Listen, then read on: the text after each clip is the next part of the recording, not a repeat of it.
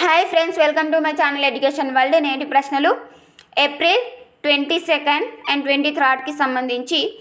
మొదటి ప్రశ్న, industry academia centre of ఎక్సలెన్స్ను ఏర్పాటు చేయడానికి DRDO ఏ IITతో ఒప్పందం కుదుర్చుకుంది? Answer IIT Jodhpur.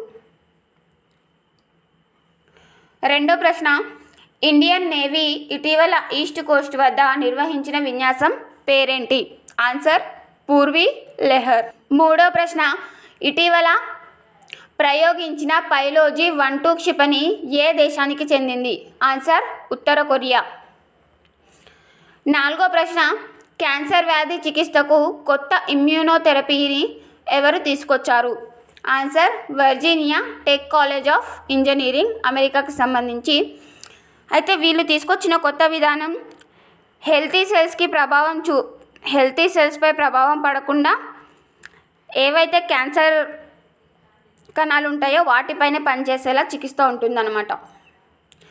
Fifth question, European space agency చేపట్టిన గయా మిషన్ ద్వారా పాలపుంతలో అతిపెద్ద స్టెల్లార్ బ్లాక్ను గుర్తించారు. అయితే దాని యొక్క పేరు ఏమని పెట్టారు?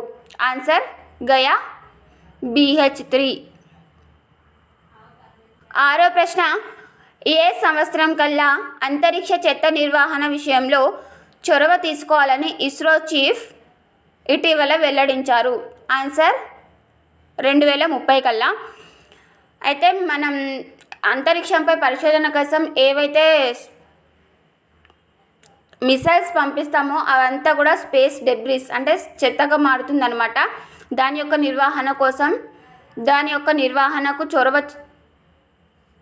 నిర్వహణ విషయంలో చొరవ తీసుకోవాలని చెప్పి ఇస్రో చీఫ్ అయినటువంటి సోమనాథ్ గారు చెప్పడం జరిగింది 2030 కల్లా అంట. ఏడో ప్రశ్న, ప్రపంచంలోనే అతిపెద్ద సర్పం ఏది? ఆన్సర్ వాసుకి. ఇటీవల గుజరాత్లో ఆనవాళ్లు బయటపడ్డాయి దీనికి సంబంధించి. ఎనిమిదో ప్రశ్న, ఇటీవల ఇంజనీరింగ్ అకాడమీ ఆఫ్ జపాన్ నుండి ఫెలోషిప్ పొందిన భారత మూలాలున్న వ్యక్తి ఎవరు? ఆన్సర్ కౌశిక్ రాజశేఖర్. ఇవి ఏప్రిల్ 23కి సంబంధించిన ప్రశ్నలు. మొదటి ప్రశ్న, 66,000 మంది భారతీయులకు అమెరికా పౌరసత్వం లభించింది. అయితే ఏ దేశం తర్వాత మన భారతదేశం రెండో స్థానంలో ఉంది? Answer Mexico.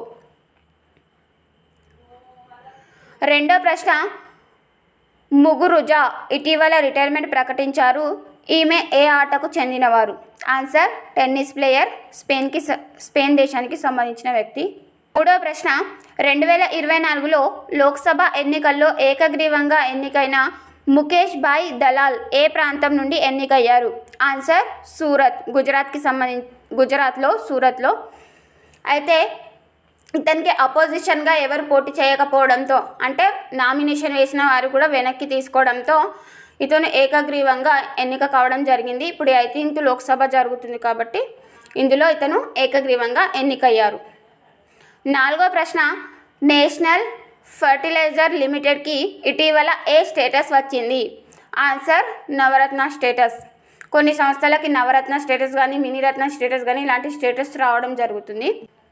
So fifth question is, Nagar కర్నూల్కు చెందిన సలేశ్వరం జాతర తెలంగాణలో ఏ యాత్రగా పిలుస్తారు? ఆన్సర్ అమర్నాథ్ యాత్ర.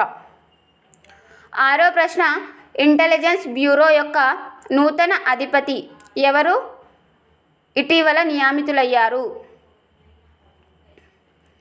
ఆన్సర్ సప్నా తివారీ.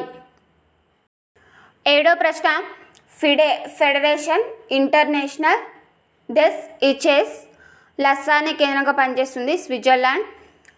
అయితే ఫిడే క్యాండిడేట్ చెస్ టోర్నీ 2024 కెనడాలో జరిగింది. ఈ టోర్నీ యొక్క విజేత ఎవరు? Answer D Gukesh. ఎనిమిదో ప్రశ్న, చైనీస్ గ్రాండ్ ప్రీ 2024 విజేత ఎవరు? Answer Max Verstappen Red Bull racer. Maximum 2023లో కూడా అన్ని గ్రాండ్ ప్రీలు ఇతనే గెలవడం జరిగింది. ఇప్పుడు Chinese grand prix Max Verstappen గెలిచారు. ఇలాంటి మరిన్ని ప్రశ్నల కోసం please like, share and subscribe my channel education world. మీకు ఇంకా ఎలాంటి ప్రశ్నలు కావాలనుకుంటున్నారో కామెంట్ సెక్షన్లో కామెంట్ చేయండి.